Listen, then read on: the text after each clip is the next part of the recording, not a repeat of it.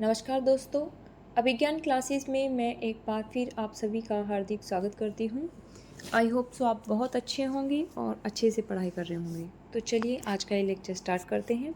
प्रश्न नंबर 101, श्रृंगार रस के घोर विरोधी कौन से संत कवि थे? तो श्रृंगार रस के घोर विरोधी जो संत कवि थे वो आपके सुंदरदास थे। ऑप्शन नंबर सी यहाँ आपका सही हो जाता है। चलिए इसकी व्याख्या देख लेते हैं। सुंदरदास श्रृंगार रस के घोर विरोधी संत थे। सुंदरदास दादू दयाल के शिष्य थे।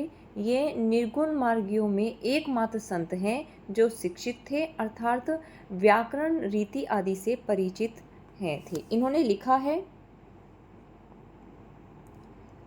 रसिक प्रिया रस मंजरी और सिंगार रही है जानी, चतुराई करी बहुत विधि विषय बयानी आनी। सुंदरदास की दो रचनाएं हैं। नंबर 1 सुंदर विलास, इसमें 34 अंग हैं तथा ज्ञान समुद्र, इसमें 35 उल्लास हैं। इनकी रचनाओं का संकलन पुरोहित हरिनारायण शर्मा ने सुंदर ग्रंथावली नाम से 2 भागों में किया है। चलिए नेक्स्ट प्रश्न देख लेते हैं। कबीर की उलटवासियों में कौन सा रस प्रमुख है? तो कबीर की उलटवासियों के अंतर्गत हमें अद्भुत रस देखने को मिलता है। ऑप्शन नंबर डी यहाँ आपका सही हो जाता है। व्याख्या देख लेते हैं। कबीर की उलटवासियों में अद्भुत जो रस है, क्षमा कीजिए, अद्भुत रस जो है वो प्रमुख है। सीधे सीधे न कह करके घुमा फिरा करके उलटकर कविता के माध्यम से कही हुई बात अथवा व्यंजना उलटवासी कहलाती है। संतों और विशेष रूप से कबीर ने अनेक उलटवासियों की रचना की है। चलिए नेक्स्ट प्रश्न देख लेते हैं। मगहर और लोई से किस कवि का संबंध है? तो सभी जानते हैं मगहर और लोई से कबीरदास जी का संबंध रहा है, क्योंकि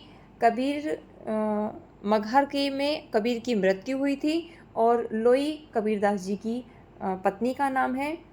आइए इनकी व्याख्या देख लेते हैं। कबीरदास जी के पुत्र पुत्री का नाम कमाल और कमाली था। कबीर की वाणी का संग्रह उनके शिष्य धर्मदास ने बीजक नाम से किया और सन 1464 ईस्वी में किया। बीजक के 3 भाग किए गए। इसमें रहा आपका रमैनी, सबद और साखी। आचार्य हजारी प्रसाद द्विवेदी ने कबीर को भाषा का डिक्टेटर कहा है। वहीं आचार्य रामचंद्र शुक्ल ने कहा है कि इसमें कोई संदेह नहीं कि कबीर ने ठीक मौके पर जनता के इस बड़े भाव को संभाला जो नाथपंथियों के प्रभाव से प्रेम भाव और भक्ति रस से शून्य शुष्क पड़ता जा रहा था। चलिए नेक्स्ट प्रश्न देख लेते हैं। कबीर की पत्नी का नाम क्या था? तो कबीर की पत्नी का नाम लोई था। ऑप्शन नंबर बी यहाँ आपका सही हो जाता है। चलिए इसकी व्याख्या देख लेते हैं। क्षमा कीजिए, कबीर की पत्नी का नाम लोई था। कबीर का लालन पालन जो है वो नीरू नीमा नामक जुलाहे दंपति ने किया था। इनकी 2 संतानें कमाल और कमाली थी। कबीर की वाणी का संग्रह उनके शिष्य धर्मदास ने बीजक नाम से 1464 ईस्वी में किया था। बीजक के 3 भाग हैं, साखी, सबद, रमैनी। डॉक्टर बच्चन सिंह ने कहा है कि हिंदी भक्ति काव्य का प्रथम क्रांतिकारी पुरस्कर्ता कबीर है। वही आचार्य हजारी प्रसाद द्विवेदी ने कबीरदास जी को भाषा का डिक्टेटर कहा है। चलिए नेक्स्ट प्रश्न देख लेते हैं। इनमें से कौन सी प्रवृत्ति संत काव्य की नहीं है? तो वर्ण व्यवस्था को प्रोत्साहन ये संत काव्य की प्रवृत्ति या विशेषता नहीं रही है। ऑप्शन नंबर सी यहाँ आपका सही हो जाता है।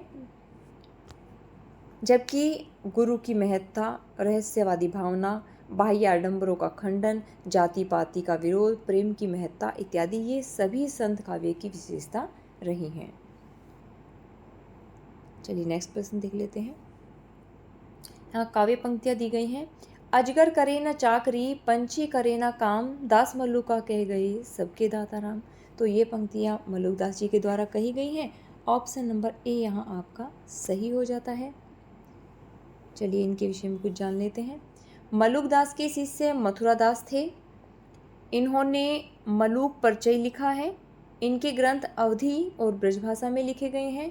इनके ग्रंथ इस प्रकार हैं: ज्ञानबोध, रतन खान, भक्त वच्छावली, रामावतार लीला आदि।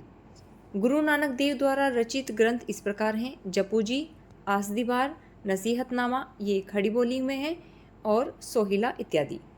चलिए नेक्स्ट प्रश्न देख लेते हैं। निर्गुण भक्ति के कवि नहीं हैं, तो श्री रामानुजाचार्य ये निर्गुण भक्ति के कवि नहीं रहे हैं, क्योंकि ये राम भक्ति शाखा के कवि रहे हैं। यहाँ पे रैदास, कबीरदास और दादू ये तीनों ही निर्गुण भक्ति से संबंधित रहे हैं।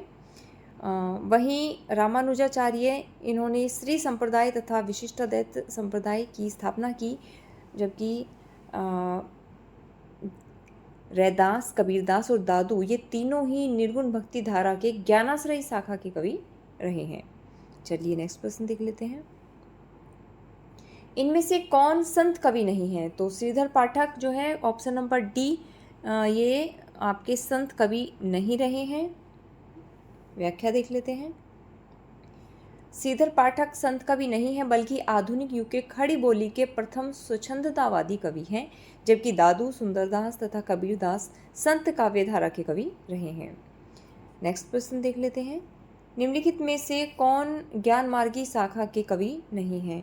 तो कुतुबन यहाँ पे ज्ञान मार्गी शाखा के कवि नहीं है। ऑप्शन नंबर बी आपका यहाँ सही हो जाता है। कुतुबन ज्ञान मार्गी शाखा के कवि नहीं है, बल्कि ये प्रेम मार्गी यानी कि सूफी शाखा के प्रमुख कवि हैं। अवधी भाषा में रचित मृगावती इनकी प्रसिद्ध रचना है। असाइत, मुल्ला दाऊद, दामोदर कवि, जायसी, उस्मान, शेख नबी, काशिम शाह, नूर मोहम्मद आदि प्रमुख प्रेम मार्गी या सूफी कवि हैं। प्रमुख ज्ञान मार्गी कवि इस प्रकार हैं, या ज्ञानाश्रय शाखा से जो संबंधित हैं। इसके अंतर्गत आपके आ जाते हैं कबीरदास, नामदेव, रैदास, गुरु नानक, दादू दयाल, मलुकदास और सुंदरदास। चलिए अंतिम प्रश्न देख लेते हैं। कबीर परिचय के रचनाकार कौन है? तो कबीर परिचय के रचनाकार ये अनंतदास रहे हैं। ऑप्शन नंबर बी यहाँ आपका सही हो जाता है। वहीं नाभादास की रचना भक्तमाल और अष्टयाम है। भक्तमाल में 200 कवियों का जीवन व्रत और उनकी भक्ति की महिमा सूचक बातों को 316 छप्पड़ों में लिखा गया है। अष्टयाम अवधी और ब्रजभाषा में दोहा चौपाई शैली में राम सीता का वर्णन है। तो वहीं सुंदरदास की रचना ज्ञान समुद्र और सुंदर विलास है। तो चलिए दोस्तों, आज का ये लेक्चर यहीं समाप्त करते हैं। अगर आपको ये प्रयास अच्छा लग रहा है तो इसे लाइक, शेयर और सब्सक्राइब कीजिएगा। Thanks for watching.